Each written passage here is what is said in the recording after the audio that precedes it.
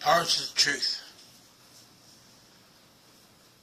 We need to have a functional definition of revolution. Ordinarily, revolution means the overthrow of the ruling class.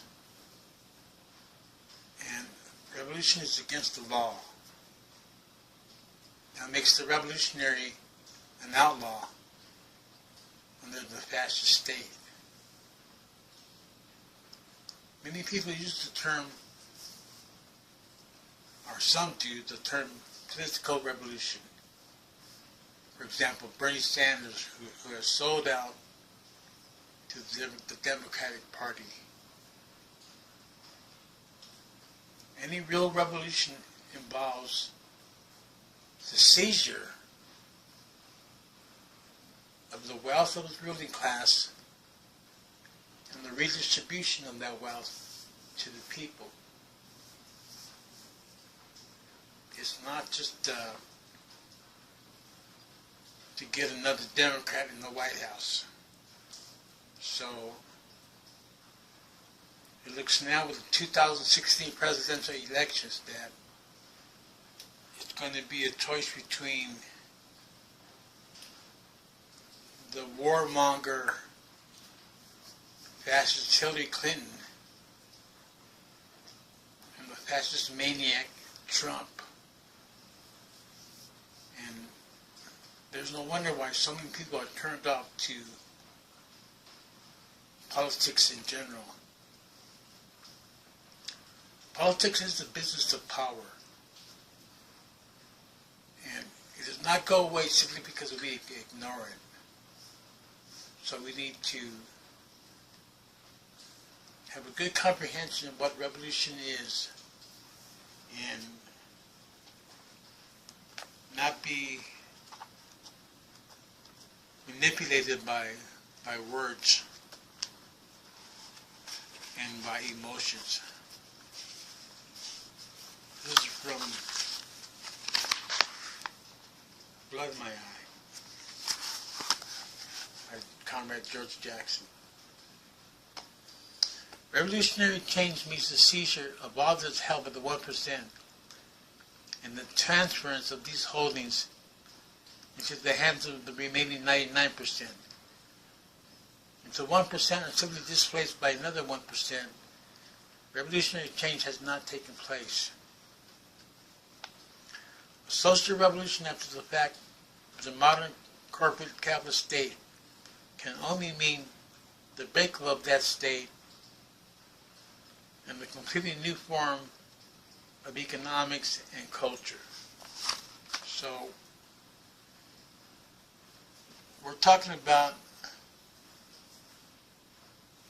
seizing the wealth of the ruling class and the redistribution of that wealth. If you have a dishonest politician telling you about a political revolution, and they're not talking about seizing the wealth, they're not talking about the redistribution of the wealth, then they're being dishonest. And I advocate global revolution, which many American activists do not fully comprehend. There's going to be no American revolution by itself. Look at the American people. Don't think, can't read, don't write, don't vote, and they allow themselves to be governed by psychopaths. And we're dealing with politics of fear in America. We need to cultivate the politics of courage and understand that we're not alone here. There are people all over the world who are struggling for radical change, who are suffering, who are hungry. And of Of course, in some places worse than others. In a way, us in the USA, we're kind of cushioned, though. In many areas of the brown colony and the black colony, we're living in third world conditions. Look at the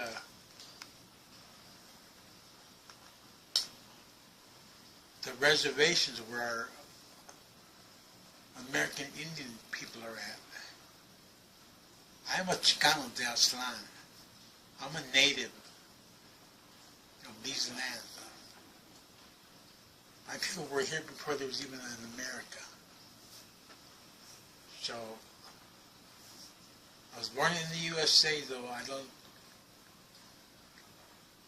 identify myself as an American.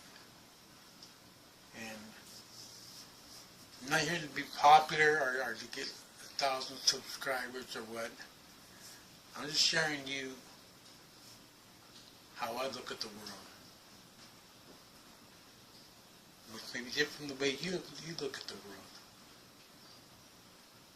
Hopefully now that we have internet power so far, if we keep sharing our ideas, sharing our analysis, sharing our opinions,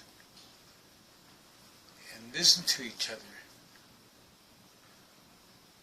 hopefully we can create a general consensus about what needs to be done. We need to see the importance of building mass movements and those mass movements being guided by political parties and those of us here in the USA. We need to think outside of the box. Think outside of just the two-headed monster called the American electoral system. Here in the USA, we need to get rid of the electoral college. Do you hear any presidential candidate talking about that? So,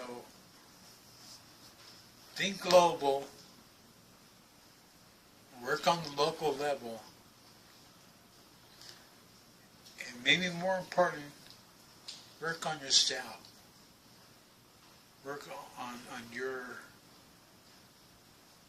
spiritual liberation, your own character defects, get rid of them. And be aware of your shortcomings, and be good at learning.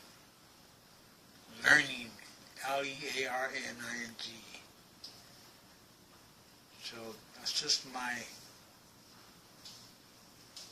spin for today. This is to help us think in terms of, when we use certain words, key words like revolution, which is a loaded word, make sure that we have a functional definition of what a revolution is. And we should strive for a peaceful revolution,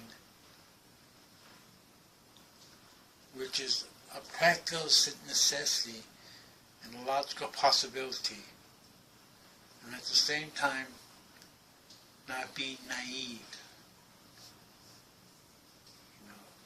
We may not be able to just vote in a revolutionary government. We can try. We want to minimize any collateral damage. This is not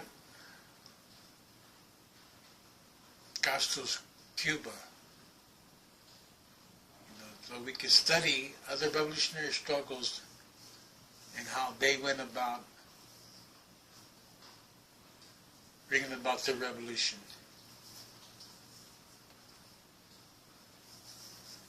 Get a hold of a copy of Revolution in the Revolution by Regis Debray. And we need to think with a free mind, M-I-N-D, not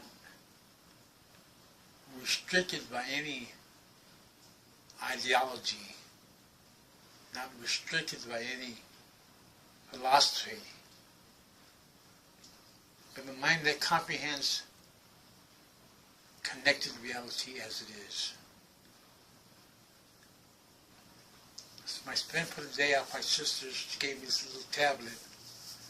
So I work with what I have.